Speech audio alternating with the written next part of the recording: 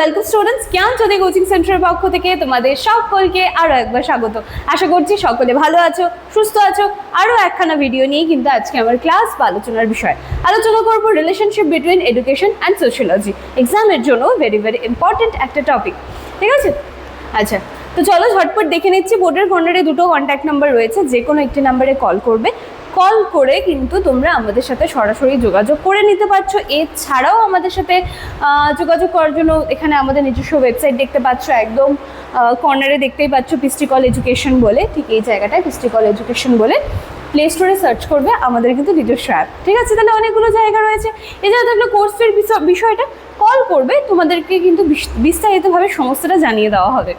আচ্ছা চলো, বেশি কথাই যাচ্ছি না, আলোচনার বিষয়ে আসা যাক। দেখো, শিক্ষা আর সমাজ বিজ্ঞান, তাই তো?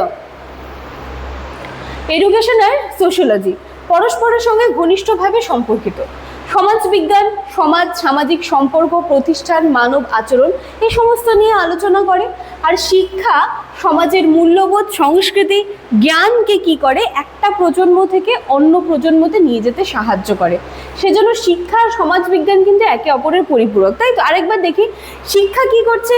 শিক্ষা কি করছে যে আমাদের মধ্যে যে নলেজ রয়েছে বা জ্ঞান রয়েছে সেটাকে আরো ঘষা মাজা করছে।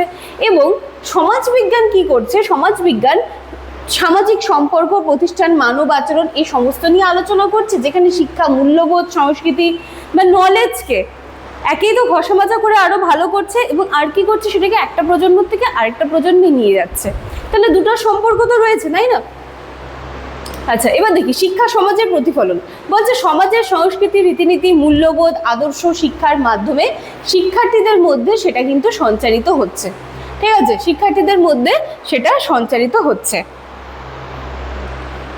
আচ্ছা, দেখো আর কি সমাজ শিক্ষাকে প্রভাবিত করে। কি করে সমাজ শিক্ষাকে প্রভাবিত করে? সমাজের অর্থনৈতিক, রাজনৈতিক, ধর্মীয়, সাংস্কৃতিক অবস্থা ও শিক্ষার লক্ষ্য, পাঠ্যক্রম সমস্ত পদ্ধতিকে প্রভাবিত করছে, তো তাই তো? সমাজ কিন্তু এইভাবেই শিক্ষাকে প্রভাবিত করে। এই জায়গাগুলো ছাড়া কি কখনো আমরা ইমাজিন করতে পারি সমাজের অর্থনৈতিক অবস্থাটা কতটা ইম্পর্টেন্ট? রাজনীতি রয়েছে, ধর্মীয় সাংস্কৃতিক অবস্থা রয়েছে, এই সমস্ত কিছু অবস্থা শিক্ষার লক্ষ্য, পাঠ্যক্রম পদ্ধতিকে কিন্তু প্রভাবিত করছে। তারপর রয়েছে শিক্ষা সামাজিক পরিবর্তনের মাধ্যম।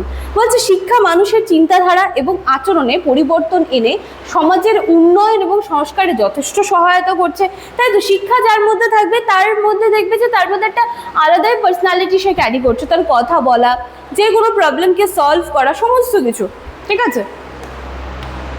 আচ্ছা নেক্সট দেখো, বলছে সামাজিকীকরণে শিক্ষার ভূমিকা। কি বলা হচ্ছে? যে শিক্ষা ব্যক্তিকে সমাজের একজন উপযুক্ত সদস্য হিসেবে গড়ে তুলতে সাহায্য করে। যার মধ্যে শিক্ষা রয়েছে, নলেজ রয়েছে, জ্ঞান রয়েছে, সে ডেফিনেটলি কি করবে? সমাজে থাকা আর 10টা মানুষের থেকে তো সে ডেফিনেটলি আলাদা হবে, এবং তার মধ্যে সেই কোয়ালিটিসগুলো, সেই নলেজ বা সেই এডুকেশন কিন্তু তাকে আলাদা রাখতে সাহায্য করবে, ঠিক আছে? বা আলাদা থাকতে সাহায্য করবে, আলাদা করে তাকে দেখাতে সাহায্য করবে, ঠিক আছে? তো এবং সামাজিক নিয়মকানুনও শেখায়। সমাজবিজ্ঞান শিক্ষার সমস্যা সমাধানে সাহায্য করে। সমাজ বিজ্ঞানের জ্ঞান শিক্ষার বিভিন্ন সমস্যা যেমন বৈষম্য, বেকারত্ব, সামাজিক সংঘাত ইত্যাদি বুঝতে এবং সেগুলোকে সলভ করতেও কিন্তু সাহায্য করে।